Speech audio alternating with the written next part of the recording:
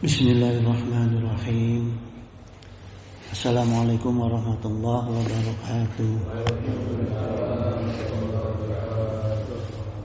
Alhamdulillah allazi alama biqalam wa alama insana ma'lam ya'lam.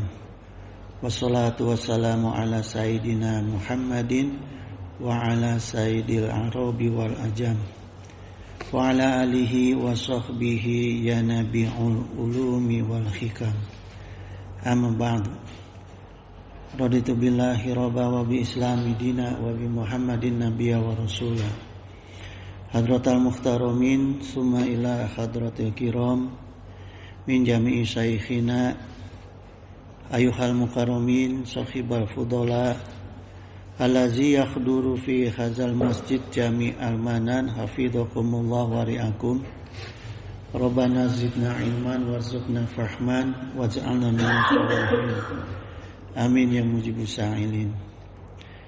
Ayuhal ikhwan, subuh sekarang kita melanjutkan kupasan tentang akidah surga.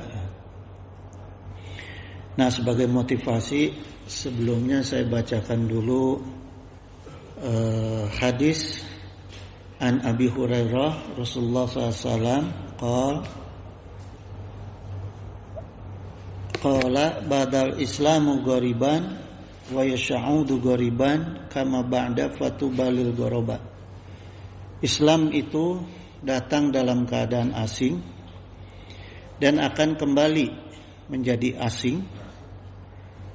Kama ba'da, maka seperti sebelumnya, fatubalil ghuraba, maka berbahagialah orang-orang yang asing itu, atau maknanya untung, ya. Maka untung orang-orang yang asing dikala Islam kembali menjadi asing. Karena Islam datang itu orang nggak tahu barang apa itu. Kemudian akhirnya orang juga akan kembali asing terhadap Islam, ya.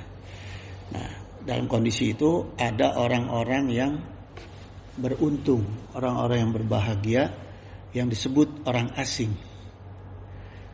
Karena gini jemaah, di tengah Islam semakin tidak dipahami oleh umatnya dan semakin banyak Islam tidak diamalkan oleh banyak umatnya, ada orang-orang yang menghidupkan Islam secara kafah dan ittiba.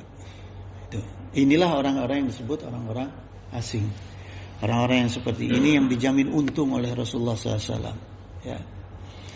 Allazina yusallihuna, yaitu orang-orang yang memperbaiki sunnahku, sabda Rasul.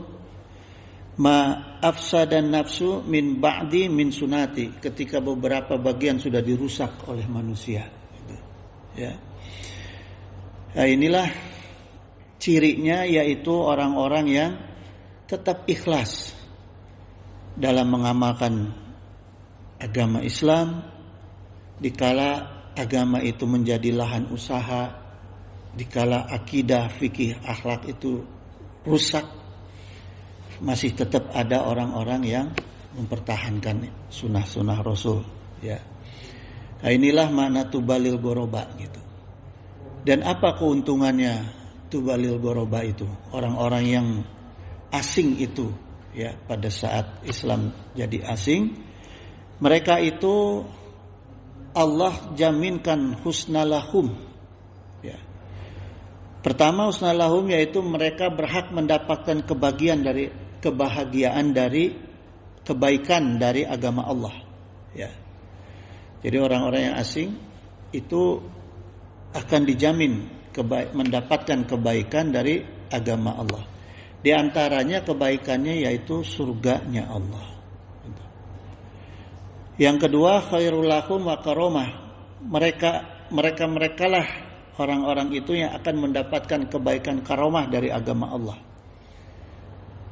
Karomah dari agama Allah, kalau kita kenal, orang yang diberi karomah oleh Allah adalah waliullah.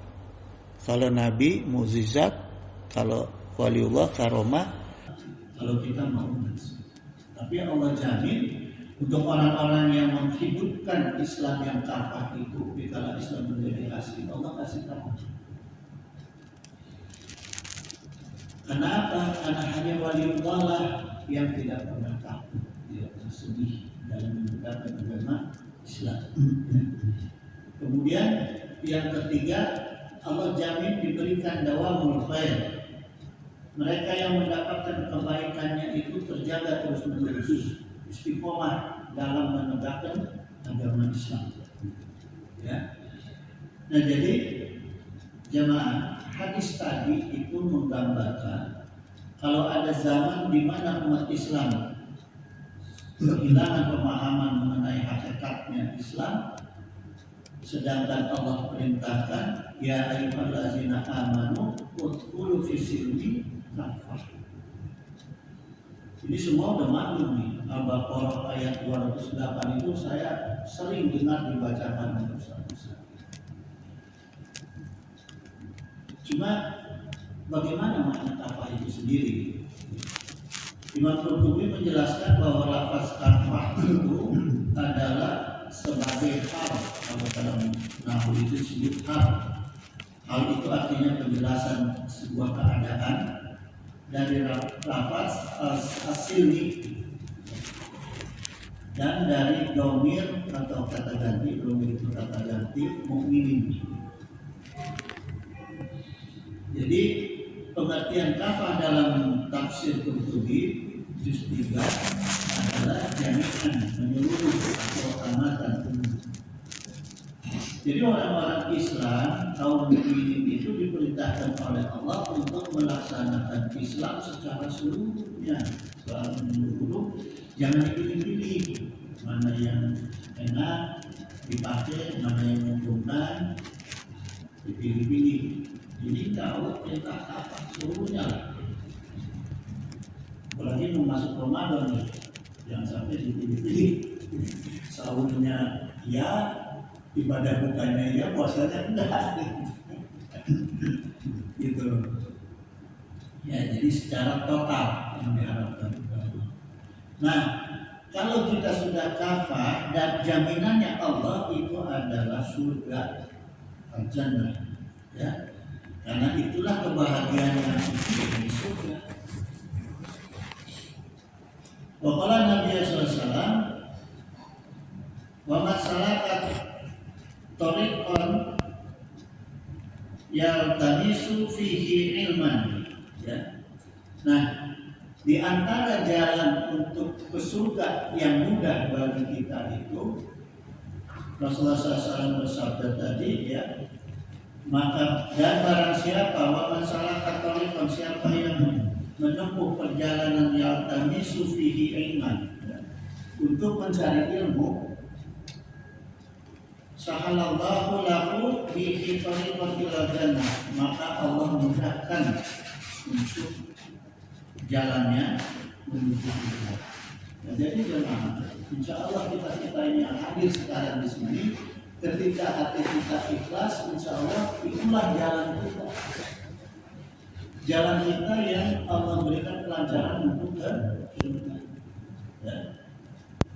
Nah, pertanyaan surga itu di dunia saja atau di akhirat saja atau di dunia juga, ya. Kadang-kadang kan orang kalau cerita surga nanti ada, kalau udah meninggal aja, enggak. Jadi ternyata surga itu kata Syekhul Islam Ibnu Taimiyah, inna hunaka jannati fi hadzal alam, sungguh ada surga di alam ini, artinya di alam dunia. Faman lam yadkhul jannati fi hadzal alam, maka siapa yang tidak masuk surga di alam dunia ini, falan yadkhul jannati fil akhirah, tidak akan pernah bisa masuk ke alam surganya akhirat. Ini jadi kita sebetulnya kalau mau mengukur apakah kita bisa masuk surga ke akhirat atau tidak, ukur kehidupan kita di dunia ini. Bisa nggak kita mendapatkan kenikmatan surga di dunia ini? Ya. Kira-kira surga itu seperti apa gambarnya? Apalagi untuk surga di dunia gitu, ya. Ukurannya seperti apa? Kalau yang gampang ini jemaah. Mimpi, kalau kita bermimpi, ya, mimpinya indah, itu salah satu bukti adanya kenikmatan surga akhirat. Kalau kita bermimpi, ya. Karena apa? Bangun tidur pasti kita kepingin merasakan mimpi yang sesungguhnya, yang indah itu menjadi kenyataan yang sesungguhnya, ya. Nah, ketika mimpi yang indah itu menjadi terbukti di alam dunia, itulah surganya dunia. Gitu, ya. Karena setiap mimpi kan melahirkan cita-cita. Wah, saya pengen mimpi jima dengan selain istri, bingung gitu. Tapi jangan terus cita-citanya nyambung, ya. Gitu, ya.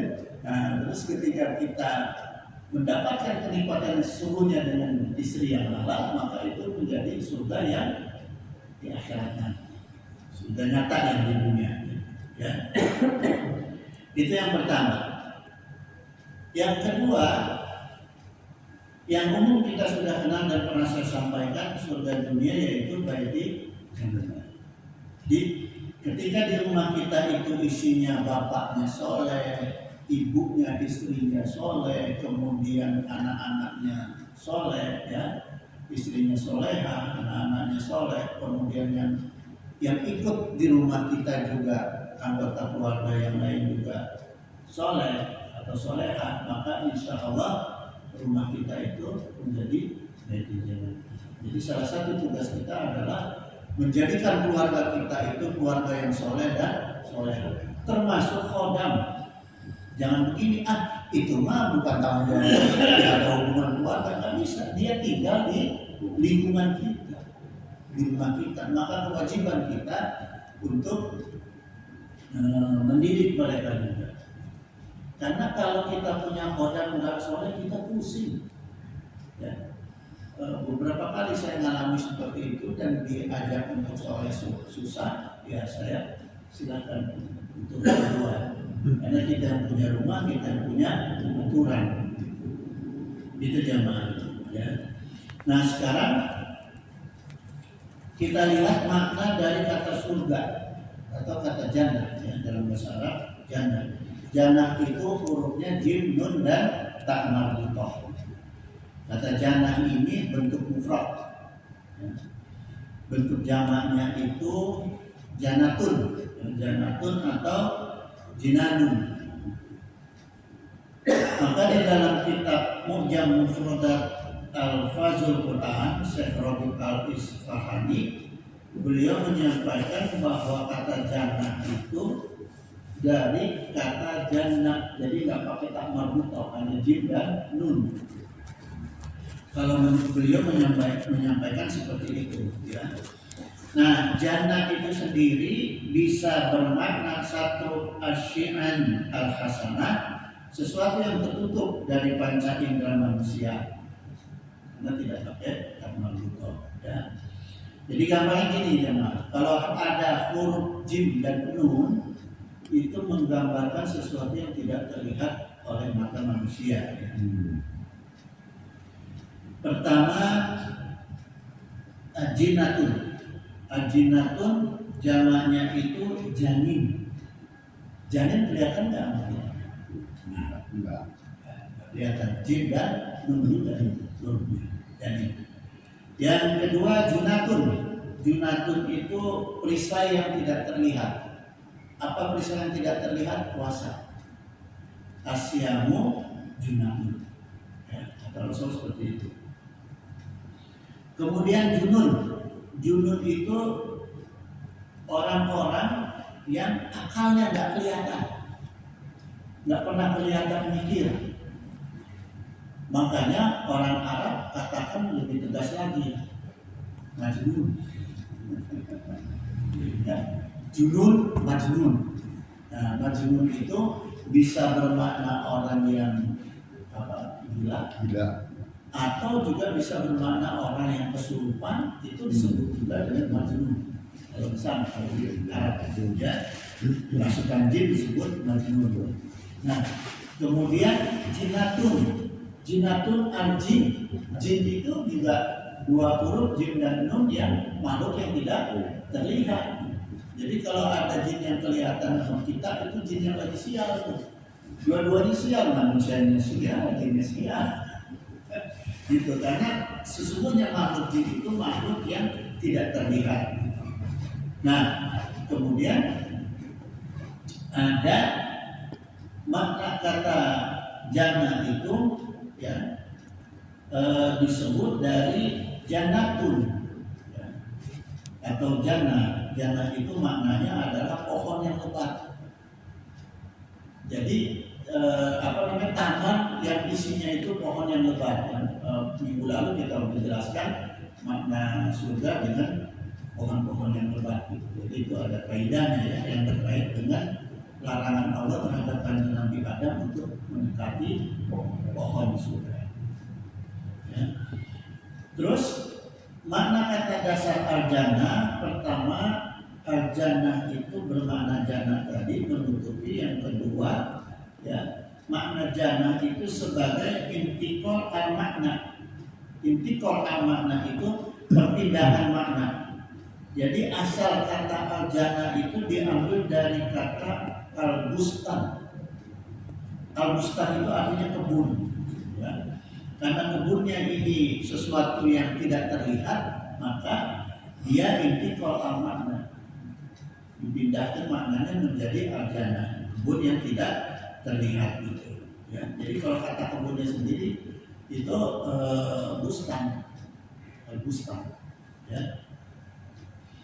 Kemudian al-jannah ala makna as-syar'iyah ya, sesuai dengan makna pandangan syar'i. Al-jannah sesuai dengan pandangan syar'i, yaitu artinya surga. Kenapa disebut al-jannah? Karena surga itu masih menjadi rahasia Allah, mastur, rahasia Allah ya. Ayolah ikhwan, itu tadi pemahaman kita tentang surga ya, kata jim dan nun tadi. Kemudian syarat kuat apa supaya kita mendapat pahala surga? Ini suatu hal yang penting kita kupas ya.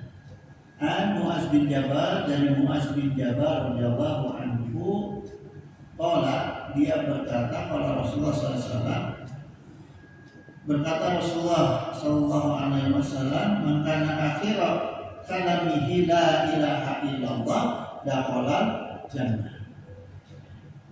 Rasulullah bersabda, siapapun yang akhir ucapannya, artinya ini ketika sakaratul maut ya.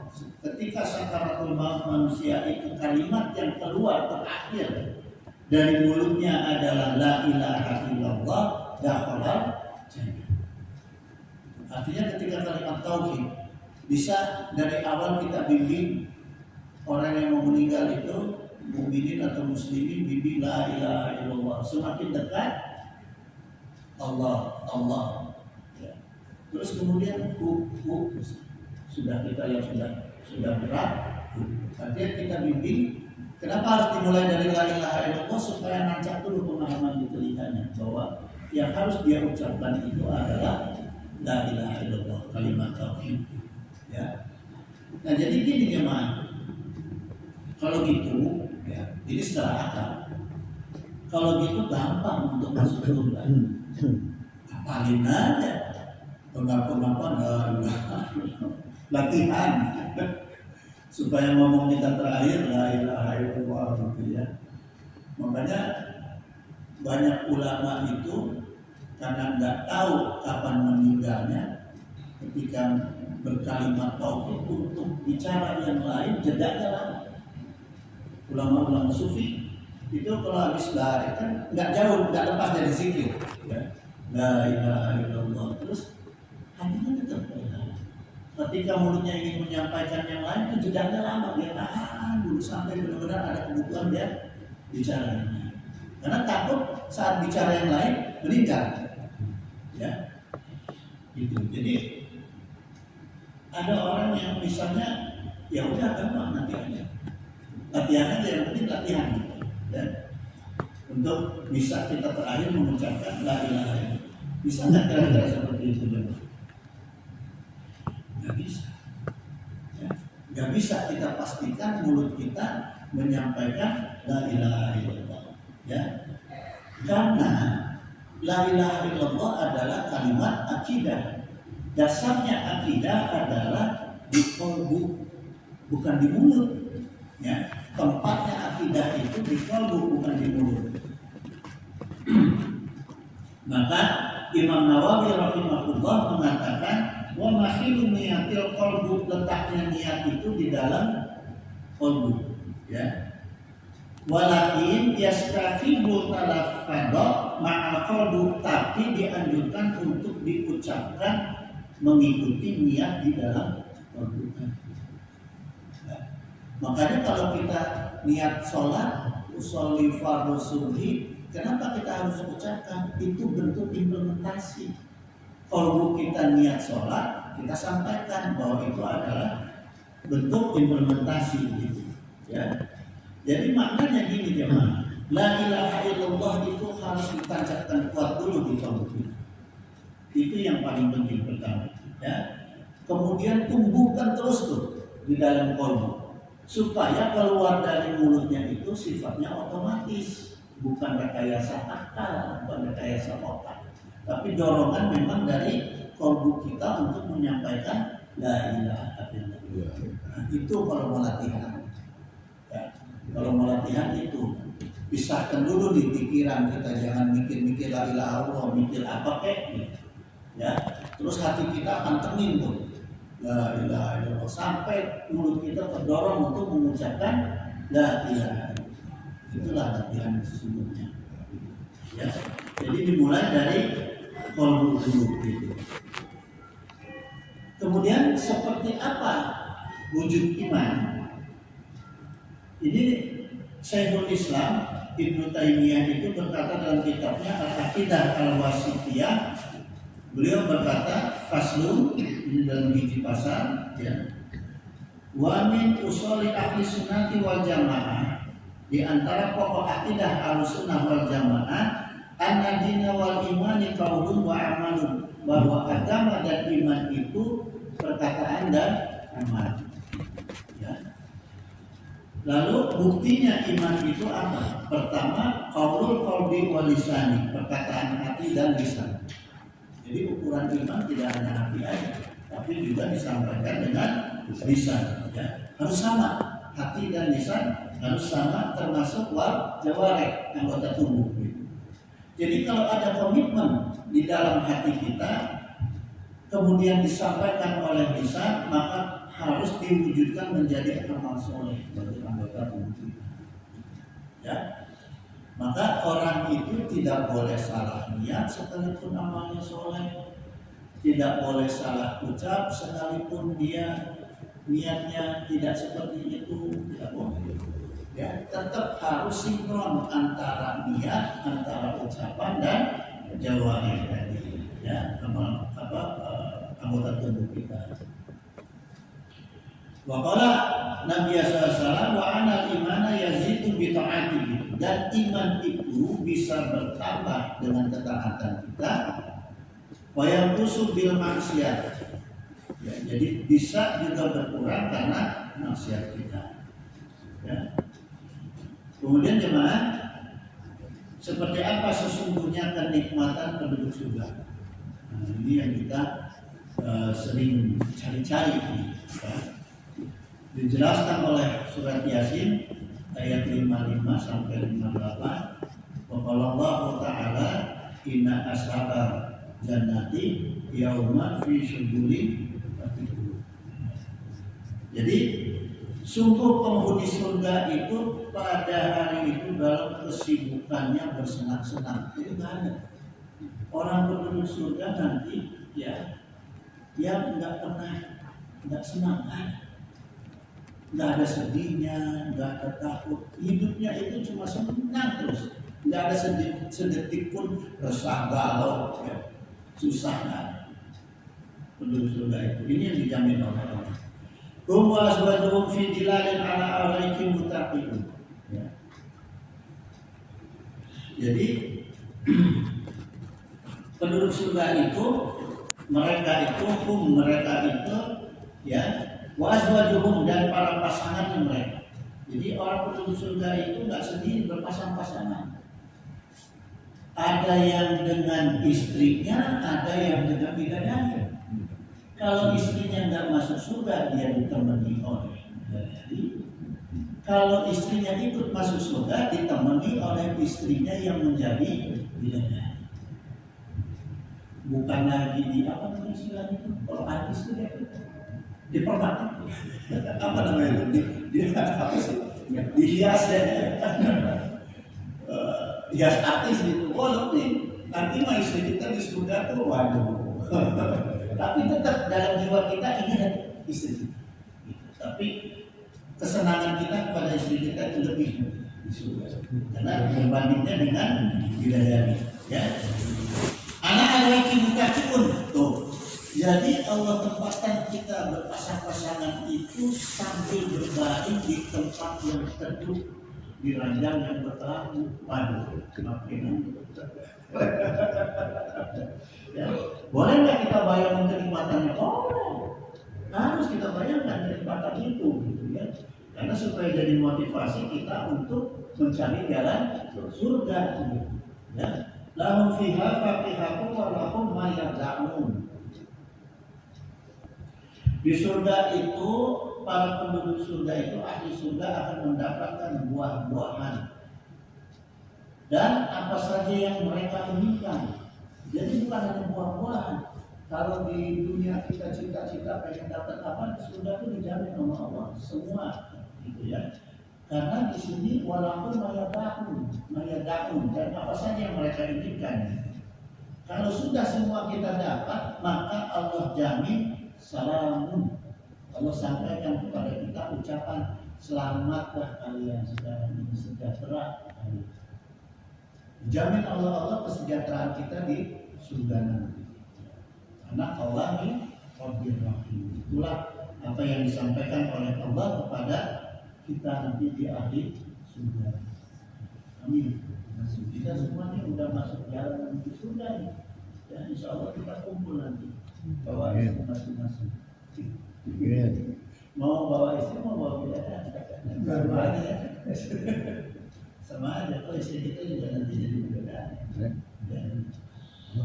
Terus gini jemaah, ada kenikmatan surga nanti yang tidak bisa dirasakan oleh ahli surga ketika masih di dunia. Ya, ada nanti dua kenikmatan surga. Kalau yang lain kan tadi Allah sudah jamin, ya, ada surga di alam ini. Tapi ada dua kenikmatan surga yang akan tidak pernah didapat oleh ahli surga di dunia. Kalau Allah Taala pertama, wujuhu yawma idzin nadhiratun ila rabbiha nadhirah. Ahli surga di akhirat nanti pada hari itu bersenang-senang, wajahnya berseri-seri karena melihat wajah Allah. Kita nggak mungkin di dunia bisa melihat wajah Allah, nggak mungkin. Ya. Jadi jangan ada orang yang mengatakan saya ketemu Allah apa itu musuh. Ya, nah itu hal yang tidak mungkin. Pertama, terus yang kedua, waqala Nabi sallallahu alaihi wasallam fayatuna bihi arwahal mu'minina, ya. Kepada mereka itu didatangkan ruh-ruh orang mukmin. Ya. Falahum asyadu farhan, mereka itu lebih gembira dengan kedatangan ruh-ruhnya orang mukmin tadi. Min ahadikum bighaibikum yaqdamu alaihi, ya. Kegembiraannya itu berbanding dengan ketika kesedihan mereka karena ditinggal meninggal oleh orang-orang yang mereka cintai itu. Fayas alunahum ma fa'ala fulanun, ya, ma fa'alat fulanatun. Nah ini maksudnya gini. Mereka tuh nanti ketika saling bertemu, para ahli surga itu mereka akan bertanya-tanya apa yang dilakukan oleh laki-laki itu dan apa yang akan dilakukan oleh perempuan itu. Artinya masing-masing pada bingung, kok bisa itu masuk surga? Gitu, ya. Jadi bertanya-tanya apa sih amalnya gitu, kalau bisa masuk surga? Ya. Nah ini jemaah terakhirnya ya. Nanti di surga, kalau kita kehilangan anggota keluarga atau orang yang kita cintai kemudian meninggal dunia, kita sedih nggak? Ya. Coba gini jemaah, kalau kita kehilangan keluarga, orang yang kita cintai di alam dunia meninggal, kita sedih nggak? Sedih, pasti sedih. Selain sedih, apa yang kita rasakan? Lebih tuanya maksudnya banyak piring aja sih. Ya. Kita misalnya ada orang yang ditinggal oleh anaknya, pasti kan dia sedih dan suka pengen ketemu, gitu ya. Setelah bertahun-tahun tiba-tiba ketemu, wah rasanya gimana? Nah itu. Jadi nanti di surga itu ada perkara yang membuat kita gembira yang gak bakal kita dapati, yaitu ketemu dengan orang-orang yang kita cintai. Jaminannya ketemu orang yang kita cintai itu hanya di surga. Di neraka bisa nggak? Ya, kalau anggota keluarga kita yang meninggal itu ternyata masuk neraka, ketemu nggak? Kalau bisa ketemu juga kita nggak kenal, gosong. Ya, ada orang yang meninggal kebakaran, mayatnya nggak bisa dikenali itu karena udah nggak berbentuk, gosong. Jadi kita nggak akan bisa ketemu dengan keluarga kita kalau ada keluarga kita yang masuk neraka. Tempatnya hanya di surga, gitu, ya. Makanya karena Allah saking inginnya kita bisa berjumpa lagi dengan orang-orang yang selalu kita cintai dan kita kagumi itu, Allah kasih petunjuk sama kita di Al-Quran. Ya. Ya ayyuhallazina amanu qu anfusakum wa ahlikum. Jadi Allah ingatkan sama kita supaya kita pelihara diri kita dan pelihara keluarga kita dari api neraka. Karena kalau di neraka nggak bakal ketemu.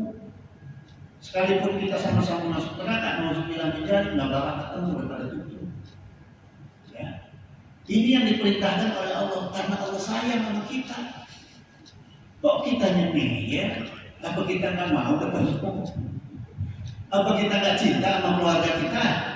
Apa kita nggak cinta sama diri kita? Kok nggak mau masuk surga? Kan itu pertanyaannya, ya. Karena neraka itu waquduhan nasu wal hijaratu, bahan bakarnya itu manusia dan batu. Jadi kalau ada keluarga nauzubillah min dzalik yang jadi akhirnya itu bahan bakar. Itu cuma, ya. Nauzubillah summa nauzubillah. Ya. Terus Quran surat At-Tahrim ini juga ada makna lain. Allah itu menginginkan supaya kita itu jangan sampai ceklasa sudah nama anak celaka data sawala. Anak celaka bapak ke bawah. Kemarin lagi ramai itu beritanya. Sekarang juga masih ramai itu beritanya. Ya. Anaknya celaka ngegebukin orang, bapaknya ke bawah. Kita jangan sampai seperti itu. Di dunia juga Allah sudah gambarkan. Maka harus didik keluarga kita, ya,